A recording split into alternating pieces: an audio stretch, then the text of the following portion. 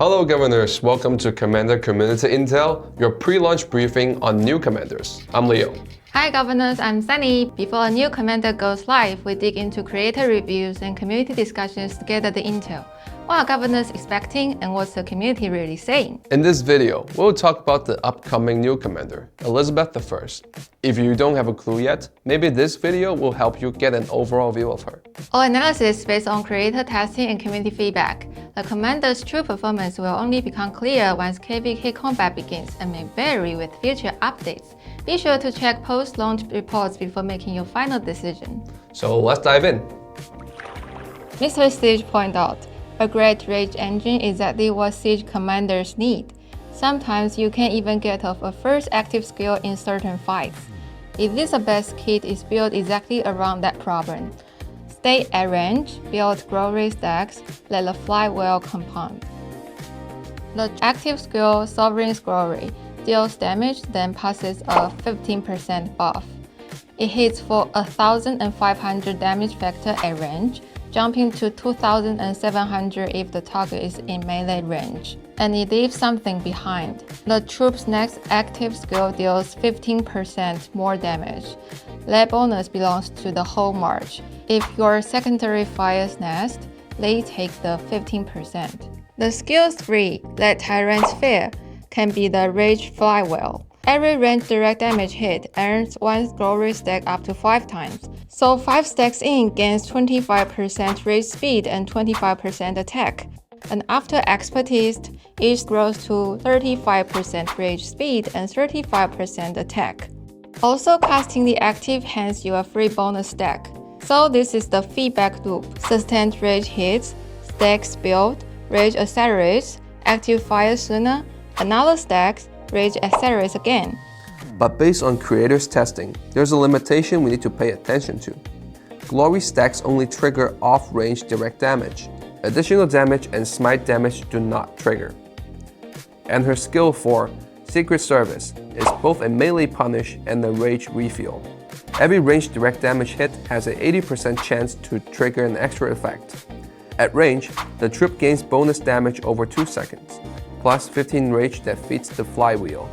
In melee, bonus damage is doubled, and the target's damage dealt decreases by 30%. The math from Gamble suggests that the damage factor when someone walks into melee range may roughly double that of the range scenario. So what are the possible usage scenarios for Elizabeth I? For Gathering, she has no Gathering-specific passive skills. For Barbarian and Field PvE, Elizabeth is an engineer commander with no peacekeeping bonuses.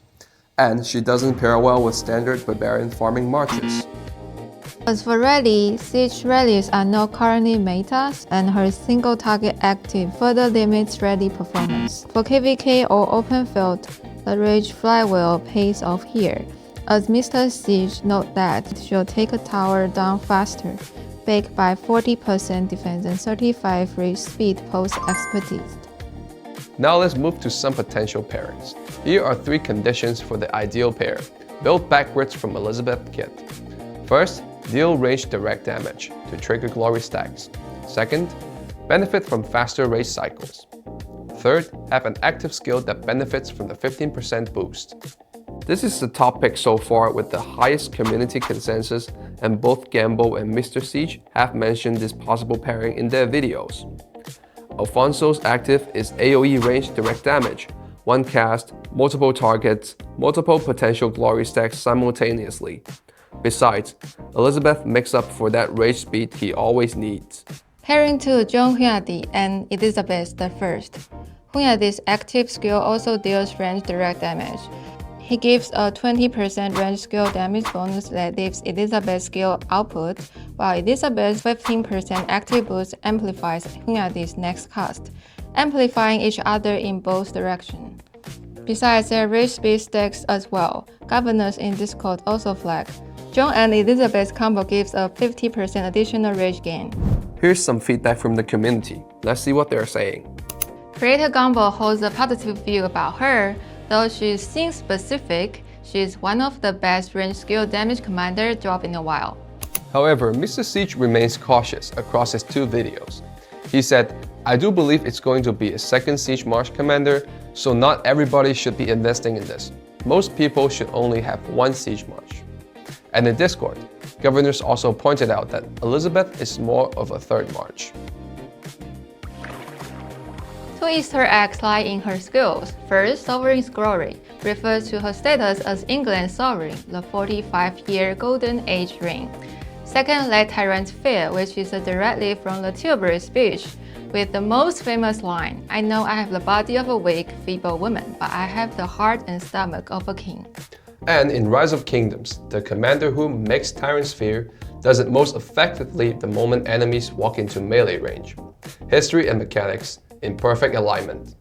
A huge thank you to the creators Gumball, Mr. Siege, Daddy Chesky, Chisco Gaming, and Omiark, and to every governor in the comments who share theories, testing results, and screenshots. What's your thought on Elizabeth I?